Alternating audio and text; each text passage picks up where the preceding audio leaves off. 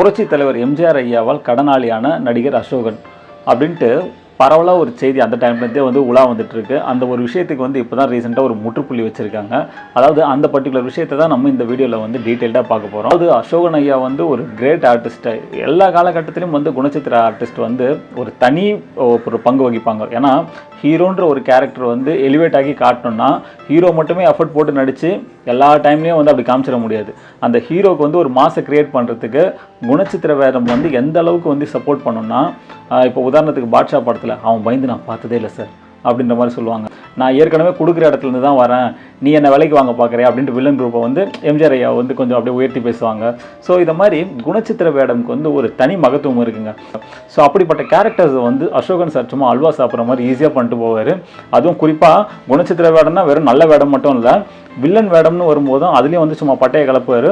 உதாரணத்துக்கு உலகம் சுற்றும் வாலிபன் படத்தில் வந்து அந்த மிடுக்கான உடல் மொழி அப்படியே ஒரு தனி அப்படியே ஒரு மிடுக்கா அப்படியே என்னமோ ஒரு அசைவெல்லாம் காமிச்சு ஒரு சூப்பராக பண்ணுவார் அவர்.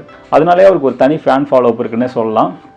ஸோ அப்படிப்பட்ட அசோகன் சார் வந்து எம்ஜிஆர் ஐயா வச்சு ஒரு படம் வந்து தயாரிக்கிறார். ஓகேங்களா, இந்த படத்தின் பெயர் வந்து நேற்று இன்று நாளை. அதில் எம்ஜிஆர் ஐயா நடிக்கிறாங்க, மஞ்சுளா மேடம் வந்து ஹீரோயினாகவும் நடிக்கிறாங்க. ஸோ அந்த படம் வந்து நல்லா ஆரம்பத்தில் ஸ்டார்ட் ஆகி நல்லா போயிட்டுருக்கு. ஸோ ஃபினான்ஷியலாக எந்த ஒரு ப்ராப்ளமும் இல்லை. ஒரு காலகட்டத்துக்கு மேலே அந்த படத்தில் நடிக்கிற ஹீரோயின் டெக்னீஷியன்ஸ் இவங்களுக்குலாம் வந்து சம்பளம் தர முடியல. ஏன்னா ஃபினான்ஷியல்ஸ்லாம் யாரெல்லாம் அசோகன் சாருக்கு வந்து ஹெல்ப் பண்ணாங்களோ அவங்களாம் ஒரு லெவலுக்கு மேலே ஃபண்டிங் கொடுக்கறத வந்து நிறுத்திட்டாங்க. ஸோ அதனால் வந்து ரொம்ப தட்டுப்பாடு ஏற்படுது. உடனே வந்து அசோகன் சார் வந்து திக்கு முக்காடி போயிடுறாரு, எப்படி மீதி படத்தை நம்ம முடிக்க போகிறோம் அப்படின்ட்டு. ஒரு நாள் எம்ஜிஆர் ஐயாவே வந்து வீட்டுக்கு கூப்பிட்டு என்ன பிரச்சனை, ஏன் படம் இப்படி நிற்குது அப்படின்னு ஒன்று இதை மாதிரி விஷயத்தெல்லாம் சொல்கிறாரு. ஃபினான்ஷியல்ஸ்லாம் வந்து பணம் கொடுக்கறது நிறுத்திட்டாங்க, அப்படி இப்போ சம்பள பாக்கி நிறைய பேருக்கு தர வேண்டியது இருக்குது, படத்தை எப்படி ஸ்டார்ட் பண்ண போகிறோன்ட்டு தெரில அப்படின்ற மாதிரி சொன்ன உடனே எம்ஜிஆர் ஐயா வந்து எப்போவுமே வந்து முதலாளின்னு தான் கூடுவார். எம்ஜிஆர் ஐயா வந்து தன்னோட படத்தோட ப்ரொடியூசர்ஸ் வந்து முதலாளின்னு தான் கூடுவார்.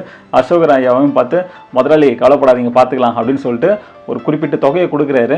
கொடுத்து இதை வச்சு யாருக்கெல்லாம் சம்பள பாக்கி தரணுமோ தந்துருங்க, படத்தையும் வந்து ஸ்டார்ட் பண்ணுங்கன்ட்டு அவரே வந்து பணத்தை கொடுக்குறாரு. ஓகேங்களா, ஸோ அதுக்கப்புறமா அசோகன் ஐயா வந்து உடனே யாருக்கெல்லாம் சம்பள பாக்கி இருக்கோ வீடு தேடி போயிட்டு சம்பள பாக்கியை கொடுத்துட்டு படத்தையும் ஸ்டார்ட் பண்ணுறாரு. அந்த படமும் வந்து ரிலீஸ் ஆகுது நேற்று இன்று நாளை.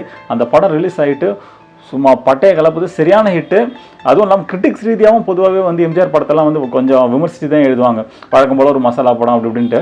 பட் இந்த படம் மசாலா படமாக இருந்தாலும் கூடுதலாக பாராட்டியே எழுதுறாங்க. ஸோ அப்படிப்பட்ட ஒரு கிரிட்டிக் ரீதியாகவும் ஒரு நல்ல வரவேற்பு பெற்ற ஒரு மசாலா படம்னே சொல்லலாம். படமும் பயங்கர ஹிட் ஆகுது, அசோகன் சாரோட கடனும் தீர்ந்துடுது. ஸோ அதுக்கப்புறம் கூட வந்து எம்ஜிஆர் ஐயா வந்து அவர்கிட்ட வந்து என்ன தொகையை கொடுத்தாரோ அந்த டைம்லேயே லட்சக்கணக்கில் தொகையை கொடுத்துருக்காரு. ஓகேங்களா, கொடுத்து எம்ஜிஆர் ஐயா வந்து அந்த காசை வந்து திரும்பி வாங்கவே இல்லைங்க.